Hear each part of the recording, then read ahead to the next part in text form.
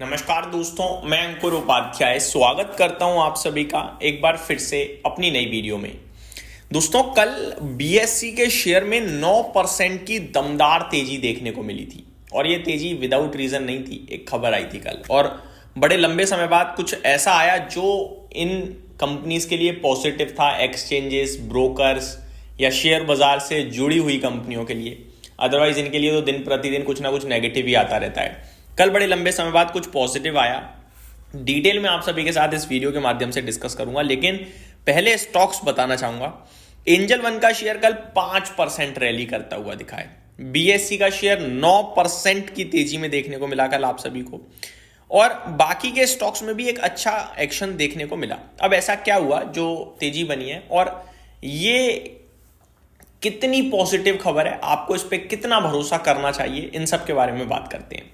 सबसे पहले कल हुआ ये कि फाइनेंस मिनिस्टर निर्मला सीतारमण जी की तरफ से एक कमेंट आया कि जो एफएनओ ट्रेडिंग है ना, ये बंद नहीं होगी और होनी भी नहीं चाहिए थी, बट उनका कमेंट आया, क्लियरिटी आती है थोड़ी सी कि हाँ नहीं होगी।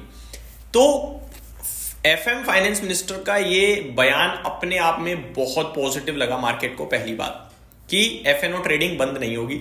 उन्होंने क्या कहा वो मैं आपके साथ डिटेल में शेयर करता हूं।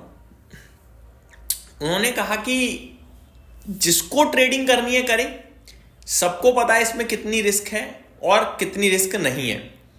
लगातार सेबी की तरफ से मुहिम आते रहते हैं कि एफएनओ रिस्की है। एनएससी डेटा पोस्ट करता रहता है कि कितने लोग लॉस करते हैं, कितने लॉस नहीं करते हैं। आप सभी को इसके बारे में सब लोग बताते हैं, डिस्क्लेमर्स देते हैं।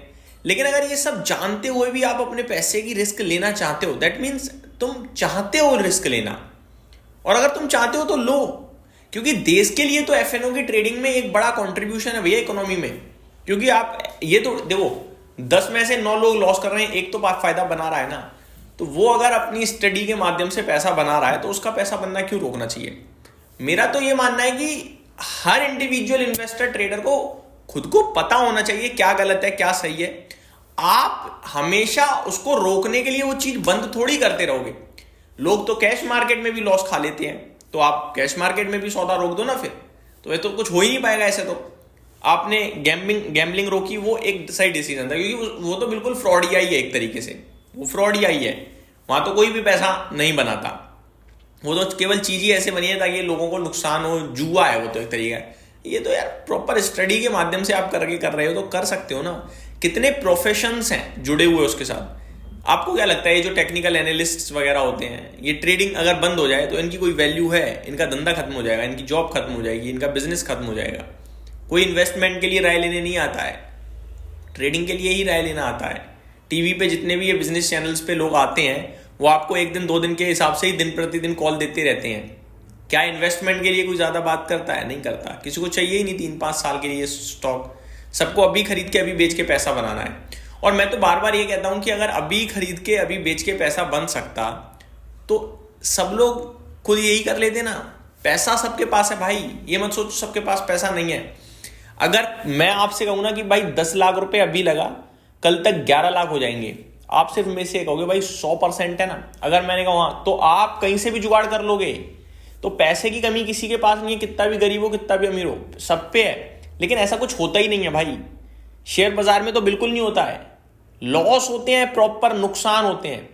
तो फाइनेंस मिनिस्टर की तरफ से यह बयान बाजार को अच्छा लगा कि एफएनओ ट्रेडिंग पे कर्ब्स लगाए गए हैं, कुछ रूल्स कठिन करे गए हैं, कायदे कानून कठिन करे गए हैं, लेकिन पूरी तरीके से इसे बंद नहीं करा जाएगा। ये क्लियरिटी आ चुकी है और ये चीज बाजार सेलिब्रेट करता हुआ दिखा। आगे बढ़े दोस्तों, तो सेबी चीफ ने भी उसको सपोर्ट किया आगे। And SEBI chief Tuhin Kanta Pandey made supportive comments on future and option trading. तो ये सारी चीजें जिसकी वजह से आपके लिए पूरे के पूरे स्टॉक भागे। अब मैं आपको बताना चाहूंगा कैपिटल मार्केट से जुड़े हुए स्टॉक्स में कल क्या एक्शन हुआ है। केफिन टेक भागा करीब 4%, सीडीएसएल में 3.5-4% की तेजी, एंजल वन अच्छा कर गया, मोतीलाल ओसवाल, बाकी एमसीएक्स वगैरह में भी बढ़िया एक्शन देखने को मिला। तो ये सारी की सारी चीजें थी जिसकी वजह से कल ये स्टॉक्स आपके लिए एक्शन में थे। सवाल उठता है कितना पॉजिटिव है ये। दोस्तों, पॉजिटिव से ज्यादा सवाल ये उठता है कि क्या कौन रहा है कि एफएनओ ट्रेडिंग बंद हो जाएगी। किसी ने कहा ही नहीं। ये तो आउट ऑफ द बॉक्स एक कमेंट आ गया बस, जो बाजार को पसंद आ गया।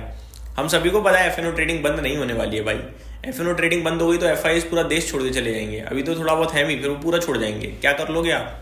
तो एफएनओ ट्रेडिंग तो बंद नहीं होगी। कर्ब्स लग रहे हैं, अब वो कब किस लेवल तक लगेंगे वो देखने वाली बात है। हालांकि अभी ये कुछ ऐसे कमेंट भी आए थे कि एक बार दोबारा समीक्षा की जाएगी रूल्स नियम्स को, ये धंधा करने में थोड़ा आसान रहे उसको लेकर, ना कि कुछ और नए नियम आ रहे हैं। और जो अभी तक नियम आए हैं उसमें कुछ गलत नियम नहीं आया है। हाँ, ये डेली बेसिस पे एक्सपायरी ना होना, ये ट्रेडर्स को थोड़ा दिक्कत है और एक्सचेंजेस को थोड़ा ज़्यादा दिक्कत है, ब्रोकर एक्सचेंजेस को, क्योंकि उनका धंधा नहीं बन रहा है। लेकिन ये ठीक था, हर दिन आप जुआ करवा रहे हो, ये सही नहीं था, है ना। ओवरऑल ठीक ही है। तो मेरे हिसाब से जितना भी जिस लेवल पे चल रही हैं चीज़ें ठीक है, और धीरे धीरे सब अच्छा होगा। और मैं ये स्टॉक मार्केट से लिंक्ड स्टॉक्स पे बहुत पॉजिटिव हूँ, मेरे को बहुत अच्छे लगते हैं, चाहे वो एक्सचेंज हो, डिपॉजिटरी हो, या फिर वो म्यूचुअल फंड से रिलेटेड हो, या फिर वो ब्रोकर में कुछ तो टॉप दिग्गज ब्रोकर्स हो। तो ये मेरी तरफ से अपडेट थी, उम्मीद करता हूँ डिटेल्स पसंद आई होंगी। Thank you so much for watching this video, have a great day guys.